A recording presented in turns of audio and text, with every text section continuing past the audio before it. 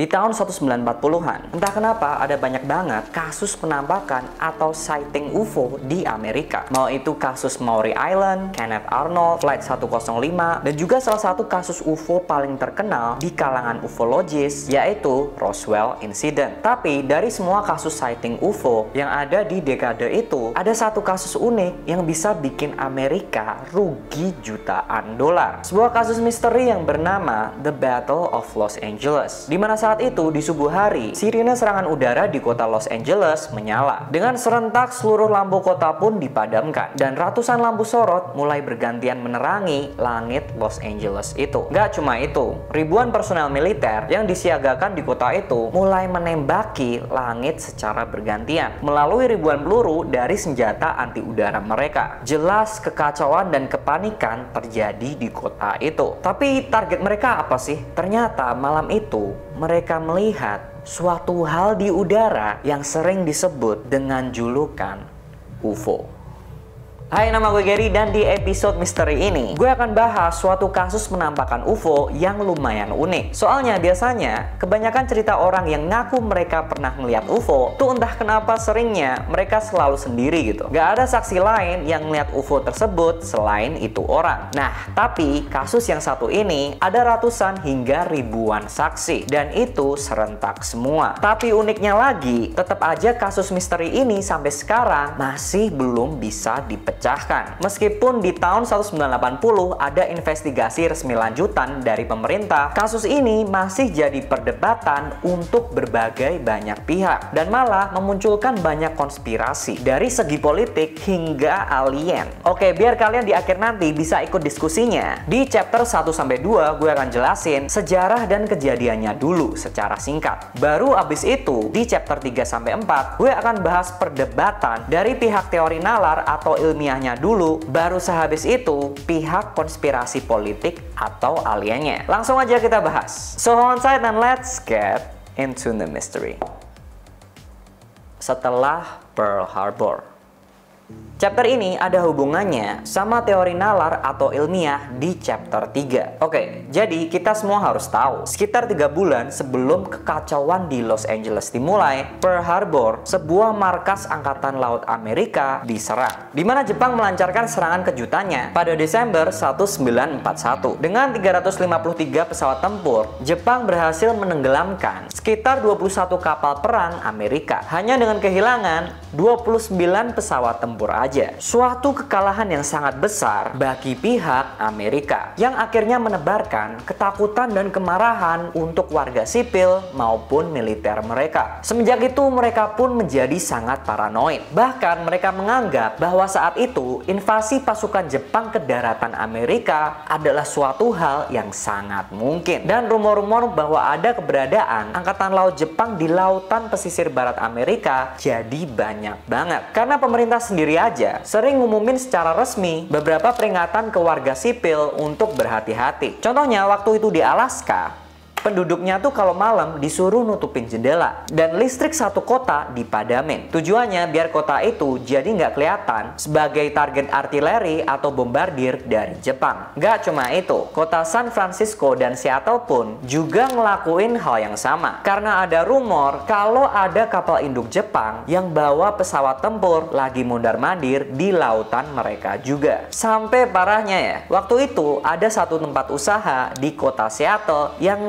nggak matiin lampu gedungnya. Akibatnya tempat itu langsung dirusakin sama 200 orang warga setempat yang takut kalau gedung itu bakal mengundang serangan musuh. Itulah seberapa paranoid dan tegangnya keadaan di Amerika waktu itu, dimana di kota-kota besar mulai dimasukin militer, dipasangin senjata anti udara, dan juga dibangunin bunker biar warganya nanti bisa lari berlindung kalau sirine atau alarm serangan menyala. Dan akhirnya pada 23 Februari 1942 di Santa Barbara, California, sirine serangan pun beneran menyala, dimana terlihat ada satu kapal selam Jepang yang naik ke permukaan dan mulai menyerang salah satu lokasi tangki persediaan bahan bakar pesawat terbangnya Amerika. Sebenarnya pada malam itu Kerusakannya tuh nggak seberapa, cuma sekitar $9.000. Dan itu dikarenakan ombak dan cuaca malam hari yang bikin kapal selam itu jadi nggak tepat sasaran. Tapi Amerika nggak sadar bahwa kerusakan mental yang dialami sama penduduk dan militer California waktu itu jauh lebih besar dampaknya.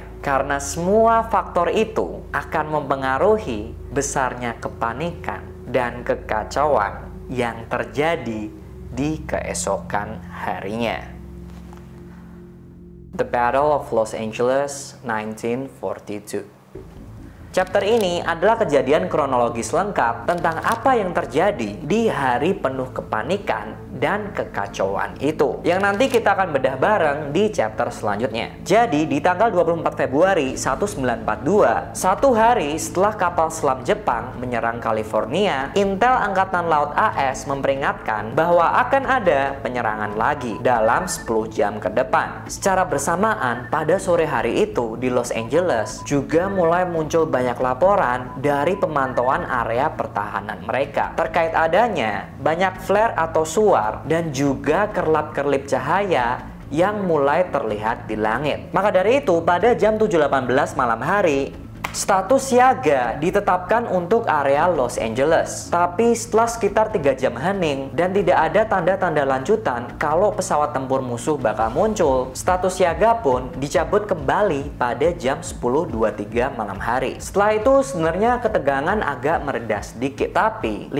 jam kemudian di tanggal 25 Februari sekitar jam 2 di pagi hari, radar militer mulai mendeteksi suatu sinyal dari objek yang tak dikenali. Sinyal ini tampak muncul dari 193 km di baratnya Los Angeles atau LA. Maka dari itu pada jam 2.15 pagi hari, seluruh senjata anti udara di Los Angeles ditetapkan status hijau atau status siap untuk menyerang. Radar pun lanjut mendeteksi bahwa sinyal objek ini sudah tinggal beberapa kilometer dari pantai barat. Maka dari itu pada jam 2.21 pagi hari, petugas militer di LA memerintahkan pemadaman total seluruh listrik di kota itu. Dan setelah itu, tiba-tiba markas pusat mulai dibanjiri dengan laporan penampakan pesawat musuh. Meskipun ada satu anomali atau keanehan yang terjadi, di mana radar menyatakan bahwa sinyal objek misterius yang dideteksi datang dari pantai barat itu tiba-tiba menghilang pada jam 2.45 pagi hari. Dan pada jam 3.06 di pagi hari,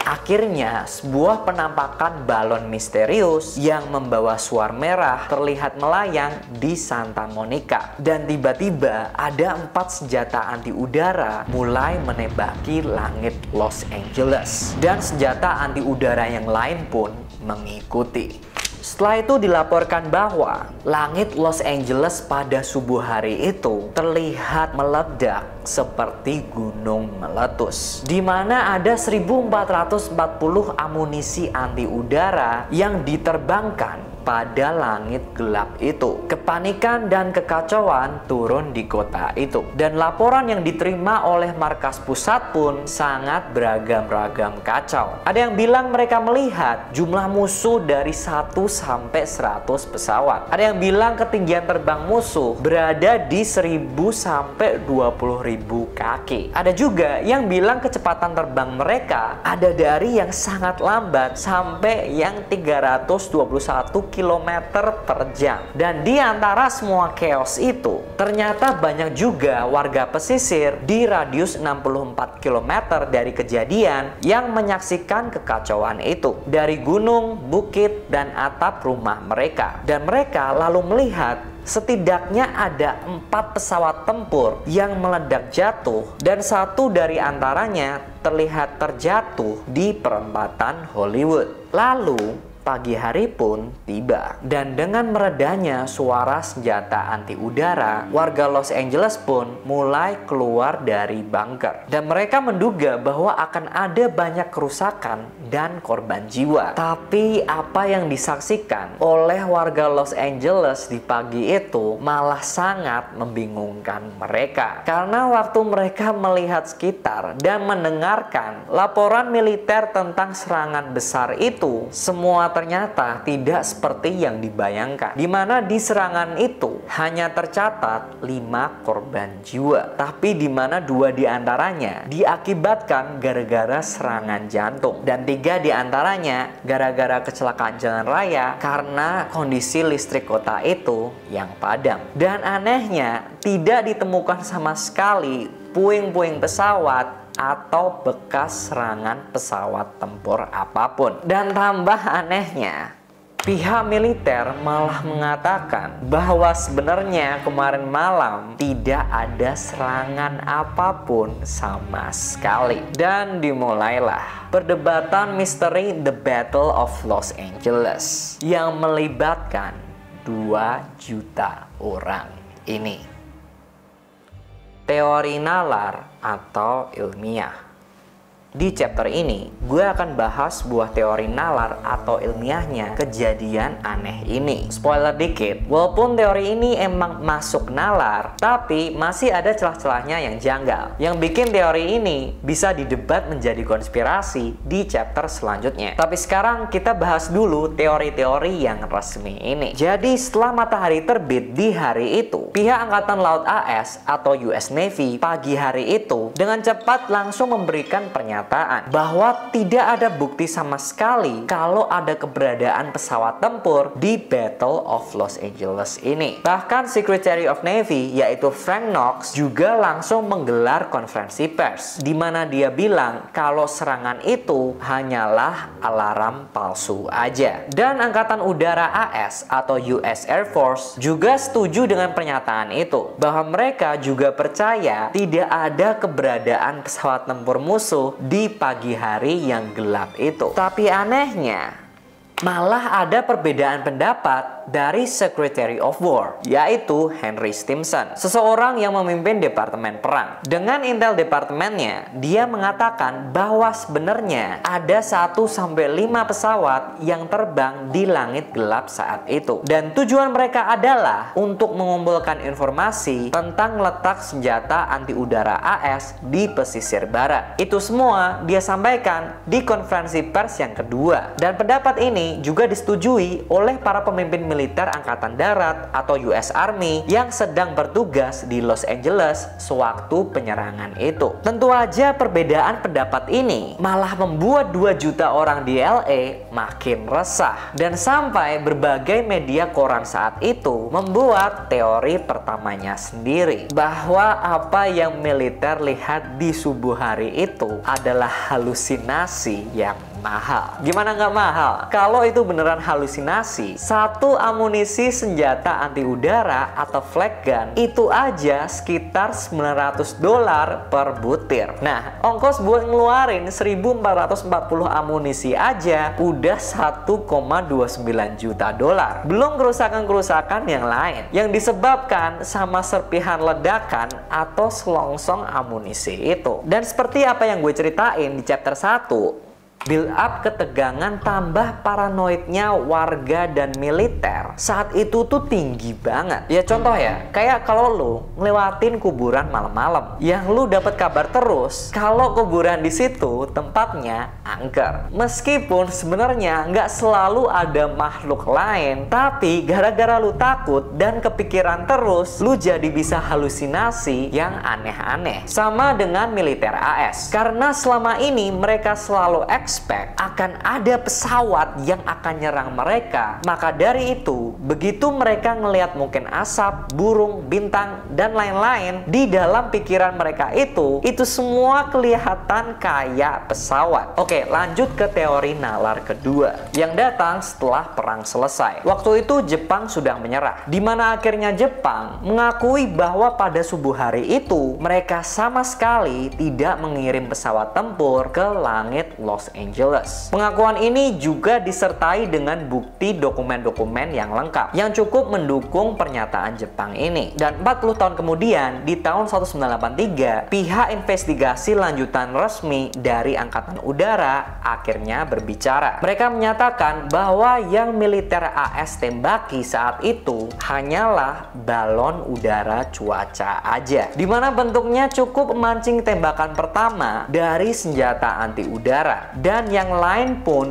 dengan panik mengikuti. Tapi ya, pernyataan balon udara cuaca ini sering banget jadi cover up story atau cerita pengalihan isu dari pemerintah buat kasus-kasus gede lainnya, kayak kasus Roswell Incident contohnya, yang ternyata ada konspirasi yang jauh lebih besar di baliknya, seperti teori-teori konspirasi yang satu ini.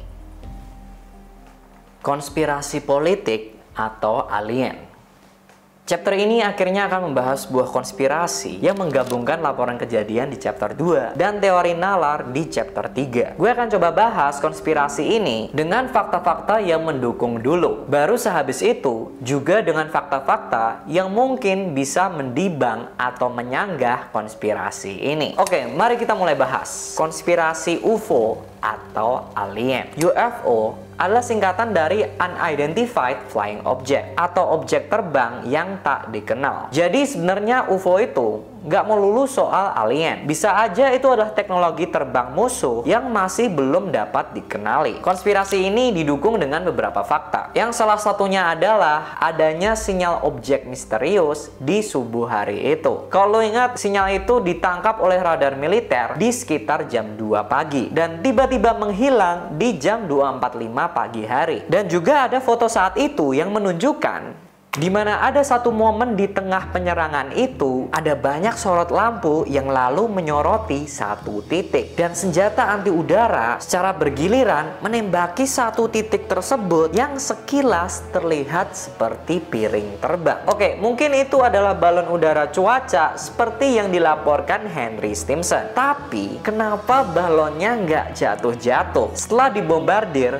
oleh ledakan anti udara sebanyak itu? Karena ada juga laporan dari Kolonel John Murphy di tahun 1949 yang bilang kalau balon udara cuaca yang diterbangkan subuh hari itu masih selamat dan berhasil mengumpulkan data. Jadi konspirasinya, kalau yang disorot dan ditembaki pada langit gelap itu bukanlah sebuah balon, jadi apakah itu adalah sebuah UFO yang makanya bisa menahan serangan anti udara sebanyak itu? Dan kalau iya, dan UFO itu bukan punya Jepang, berarti itu punyanya negara siapa? Atau jangan-jangan punyanya spesies apa? Tapi tentu aja konspirasi ini juga bisa didebang atau disanggah dengan beberapa fakta juga. Tapi sebelum itu, buat kalian yang lagi butuh keyboard wireless atau yang lagi pengen upgrade, gue saranin buat cek Mecha RS, dimana di harga 350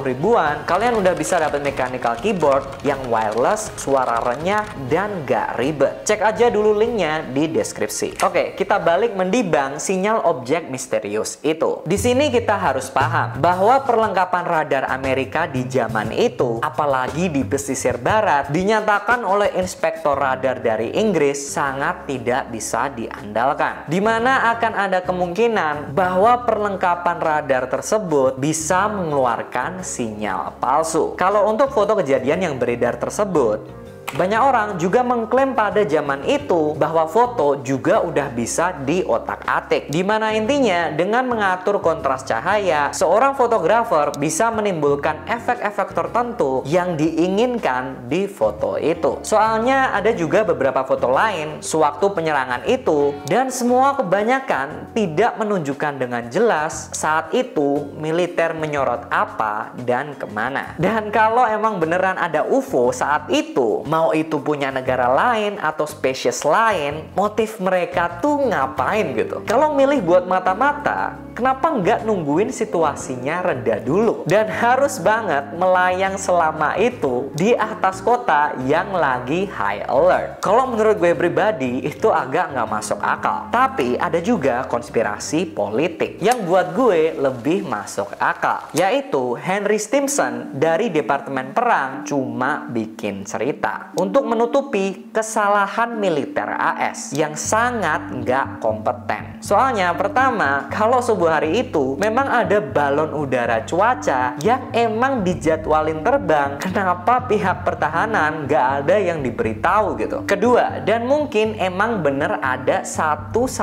pesawat yang terbang di subuh hari itu, seperti laporan Henry Stimson dan juga seperti kesaksian warga pesisir yang lihat kalau ada setidaknya 4 pesawat yang meledak jatuh. Tapi konspirasinya ada di sini, bahwa kalau itu bukan pesawat musuh, melainkan pesawat komersil atau pesawat tempur pribadi, yang dimana pilotnya adalah warga Amerika sendiri, yang entah tujuan mereka mungkin mau melihat keadaan atau sedang merasa patriotik, dimana sewaktu Jepang menyerang, mereka mau kontribusi ngelindungin negaranya dengan cara mereka sendiri. Soalnya kayak di Sino-Japanese War yang kedua di 1937, nggak sedikit adanya pilot pesawat tempur Amerika yang disewa buat merangin Jepang di zona udaranya China. Dan kebanyakan pilot ini adalah tentara bayaran yang pakai pesawat tempur pribadi mereka. Itu mungkin juga menjelaskan kenapa nggak ada puing-puing pesawat yang terlihat keesokan harinya. Karena puingnya buru-buru dibersihin